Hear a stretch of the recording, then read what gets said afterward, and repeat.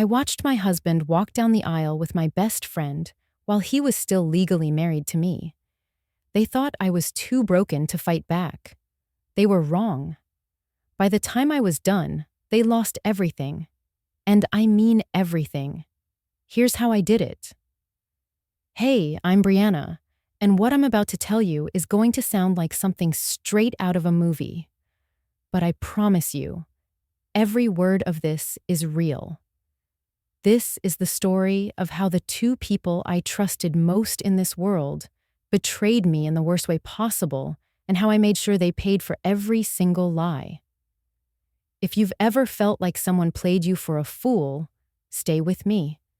Hit that subscribe button, because by the end of this story, you'll see how I turned my biggest betrayal into my greatest comeback. And trust me, you'll want to hear every single detail. 6 years. That's how long I was married to Andre. 6 beautiful years. Or so I thought. We had the kind of marriage people envied, you know? The kind where we'd finish each other's sentences, where he'd leave little notes in my lunch bag, where we'd stay up all night talking about our dreams. I'm a marketing executive at a Fortune 500 company, worked my tail off to get there, and Andre was in real estate development. We were that power couple. Beautiful home in the suburbs, 2 cars in the driveway, vacation photos that made people double tap on Instagram. We were winning. And then there was Monique, my best friend since college, my sister from another mother, the woman who held my hand through my father's funeral, who was my maid of honor, who knew every secret I ever had. We talked every single day. She'd come over for wine Wednesday. We'd go shopping on Saturdays. We'd plan our future kids' playdates together. She was family. More than family, because I chose her. The 3 of us were inseparable. Andre and Monique got along great, which I loved. No jealousy, no weirdness, just my husband and my best friend being friends too. We'd have dinner parties where Monique would tease Andre about his terrible dancing, and he'd joke about her obsession with reality TV. It was perfect. I thought I had it all figured out. Looking back now, I can pinpoint exactly when things started to shift. It was subtle at first, the kind of thing you brush off because you trust the people in your life. Andre started working late more often, and I'm not talking about an extra hour here and there. I'm talking about coming home at midnight, sometimes 1 in the morning. He said he had this huge development project, super confidential, big investors involved. He couldn't talk about it, couldn't bring me to the site, couldn't even tell me where it was located. Client privacy, he said. NDA, he said. And I believed him because why wouldn't I? This was my husband. Around the same time, Monique started acting strange too. She'd cancel our plans last minute, always with some vague excuse. Something came up, or I'm not feeling great, or work is crazy right now. When we did hang out, she was distant, always checking her phone, cutting our time short. But the weirdest part? When I'd complain to her about Andre's schedule, she'd get defensive. Like, really defensive. She'd say things like, "Men work hard, Brie," or "You should be supportive of his career." It felt off, but I pushed that feeling down deep. These were my people. Then came the night that changed everything. Andre said he was working late again, some meeting with investors. I was home alone, decided to tidy up a bit, and I found a receipt in his jacket pocket. Now, I wasn't snooping. I was literally about to take his jacket to the dry cleaners. But there it was, a receipt from this fancy Italian restaurant downtown, the kind of place you take someone for a special occasion. Date and time? The exact night he said he was in a meeting. And here's the kicker.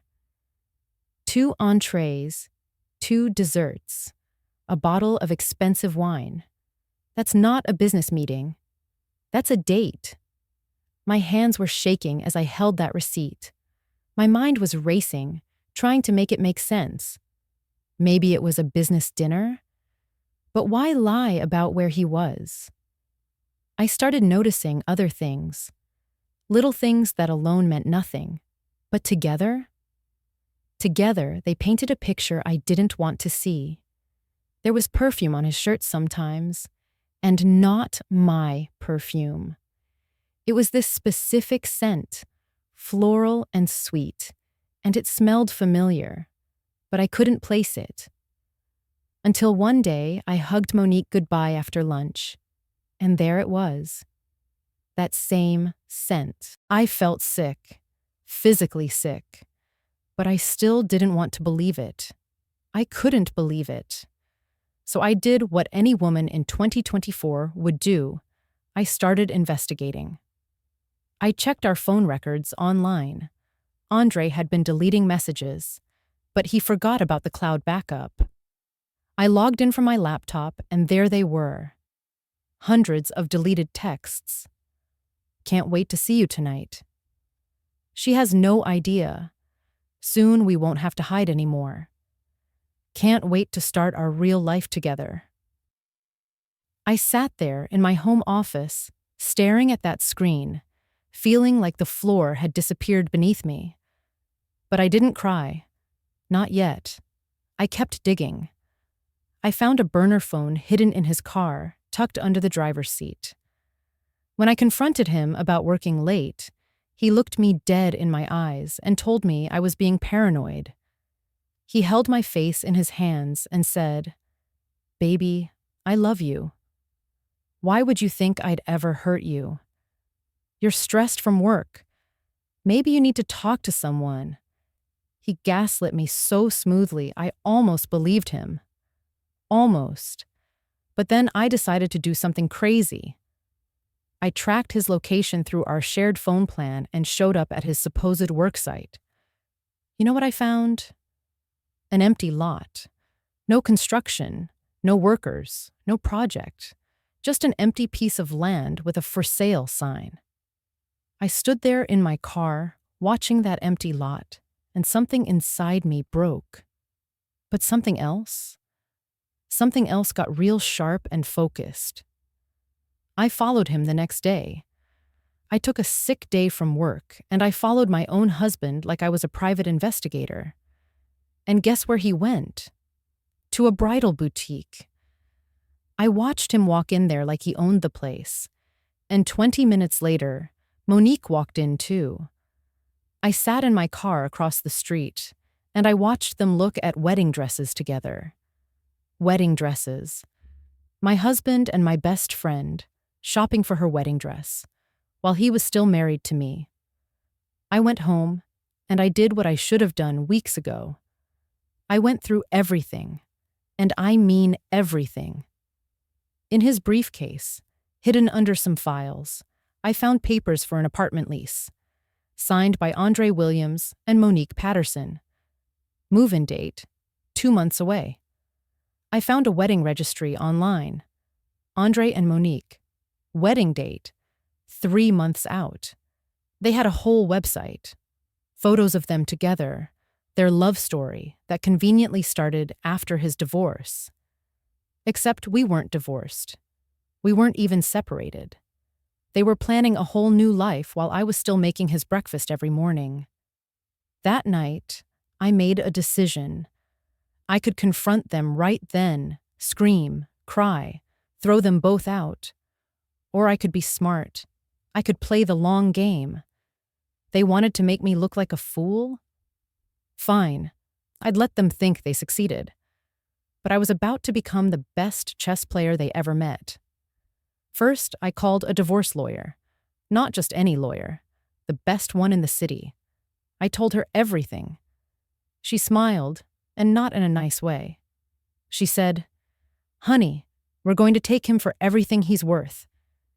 Then she told me something that made my blood run cold and my heart sing at the same time. What they were planning? It was bigamy. A felony. He couldn't legally marry Monique while married to me. If they tried, they'd both be committing a crime. I started documenting everything. Screenshots of every message, photos of every receipt, recordings of conversations. I printed bank statements and discovered he'd been draining our joint savings account, moving money into a secret account with Monique's name on it. My money. Money I'd earned. Money we'd saved together, funding their new life. He'd taken $80,000. $80,000. I dug deeper into the finances and found out something even more enraging. Andre's real estate business? I was a co-signer on his business loans. If his business went under, I'd be liable. And Monique's little boutique she'd opened last year? I'd loaned her $15,000 to help with startup costs. Money she'd never paid back. Both of their dreams were built partially on my back, and they were planning to ride off into the sunset together. But here's the thing that almost broke me. I had to act normal. I had to come home every day and kiss my husband like I didn't know he was planning to marry my best friend. I had to have lunch with Monique and listen to her complain about being single while she was literally planning a wedding with my husband. It was the hardest performance of my life. There were nights I'd lock myself in the bathroom and cry silently into a towel so Andre wouldn't hear me. But every morning, I'd put on my makeup, straighten my shoulders, and play my role. Monique even asked me to help with wedding planning. She said she'd met someone new, wanted to keep it private for now, but would I help her pick flowers? Would I come look at venues with her? And I said yes. I went to those meetings. I smiled and suggested the roses over the lilies.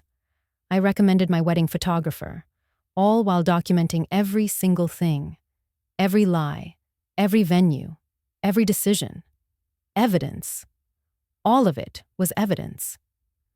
I told the right people at the right time.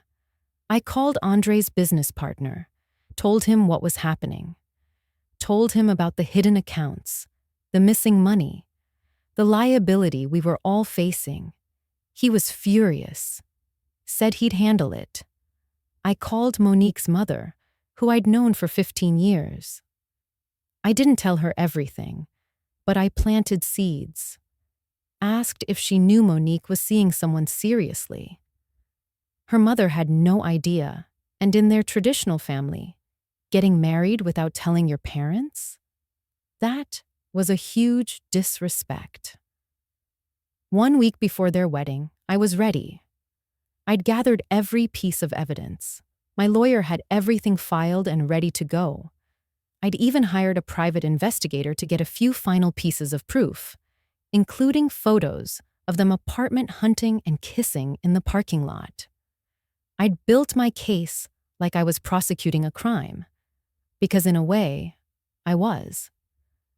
The night before I made my move, I couldn't sleep. I lay next to Andre in our bed, in our home, and I looked at him sleeping peacefully. This man who'd promised to love and cherish me. This man who'd cried when we said our vows. And now he was planning to do it all again with someone else, while still married to me. The audacity of it was almost impressive. The next morning, I served him breakfast like usual. Eggs, toast, coffee. He kissed me on the cheek and said he had showings all day. More lies. I knew exactly where he was going. Final wedding preparations. As soon as he left, I called my lawyer. "It's time," I said. That afternoon, Andre came home to find me sitting in the living room with printed copies of everything spread out on the coffee table. Bank statements, text messages, photos, the wedding registry, the apartment lease, all of it. His face when he walked in and saw me sitting there? I wish I could have frozen that moment. The color drained from his face. He tried to run the same game. "Baby, I can explain." "It's not what it looks like. You're overreacting." I didn't yell. I didn't cry. I just slid an envelope across the table. "You're served," I said. But they weren't divorce papers. They were papers for a lawsuit. Fraud. Theft. Misappropriation of funds. He picked them up with shaking hands.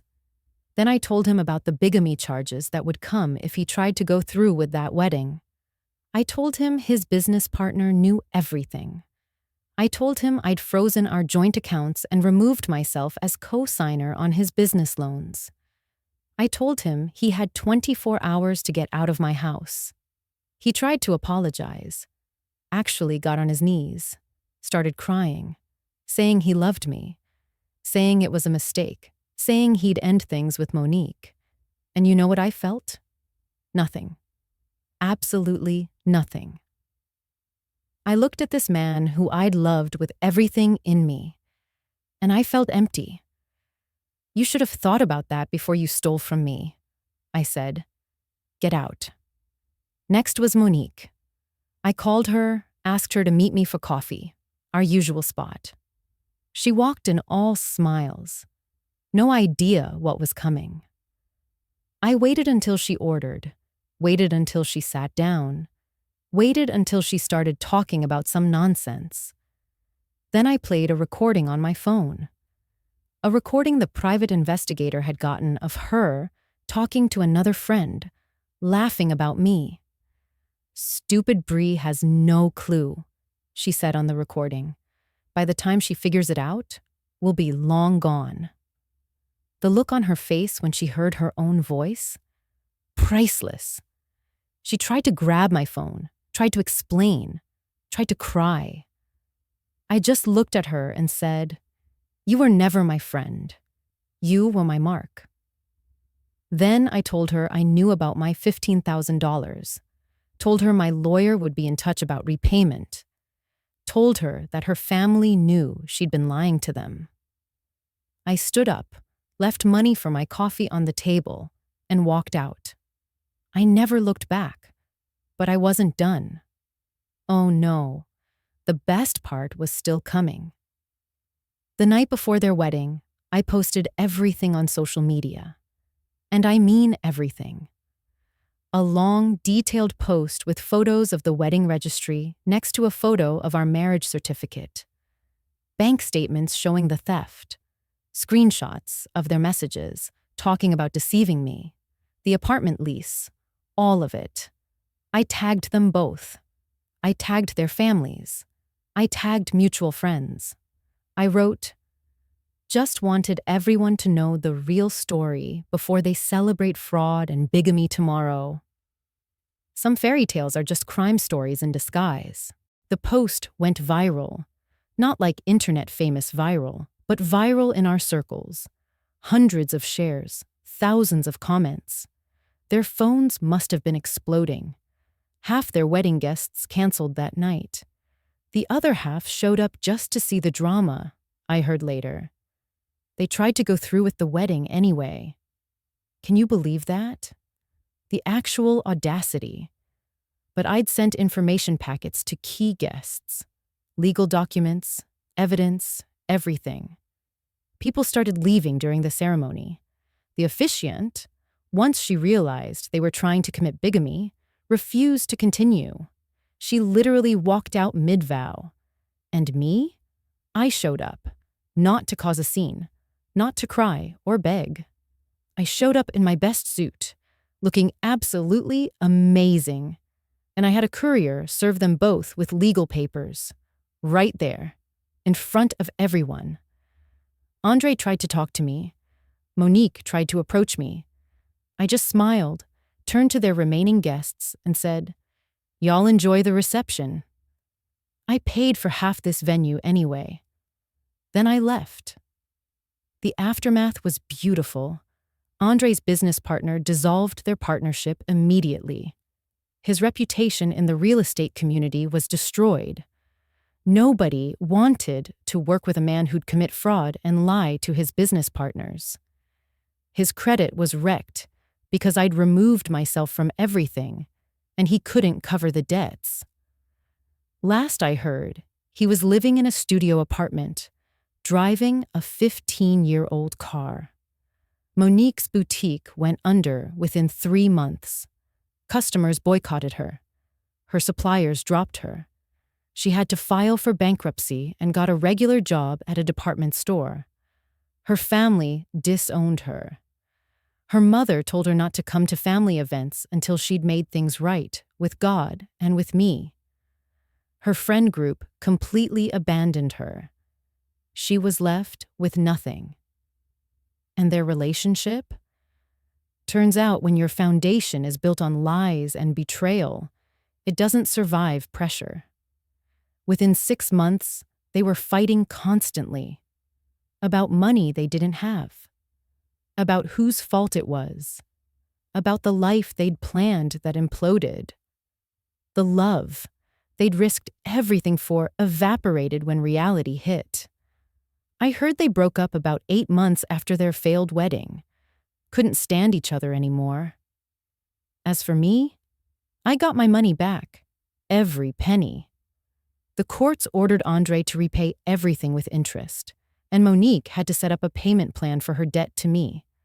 I kept the house. He'd wanted me to sign it over to him before I found out about everything, but I never did. Thank God. My retirement accounts were protected. His share of our assets went to paying legal fees and restitution. But more than the money, I got myself back. I went to therapy. I processed the betrayal. I let myself be angry and hurt. My real friends rallied around me. My family supported me. My sister let me cry on her couch for days. My coworkers sent flowers and cards. I learned who really had my back, and that was worth more than anything. My career actually got better. Word got around about what happened, and people respected how I handled it, how I protected myself, how I stayed smart instead of just getting mad. I got promoted 6 months later, started getting invited to speak at women's empowerment events about financial protection and red flags in relationships. I built a whole new life, better than before. A year after everything exploded, I was out at a restaurant with some friends, celebrating my promotion. And who walked in? Andre and Monique, together. They looked miserable, arguing about something, both of them looking worn down and tired. And they saw me laughing with my friends, glowing, happy, successful. The look on their faces was the best revenge I could have asked for. They looked like they wanted to disappear. I just smiled, raised my glass in their direction, and turned back to my friends. They didn't deserve another second of my attention. I'm thriving now. I eventually started dating again, found someone who actually deserves me, someone honest, kind, who communicates. But more importantly, I learned to be whole on my own. I was complete before Andre, and I'm complete after him. I don't regret trusting. I don't regret loving. I regret nothing about how I handled the situation when I found out the truth.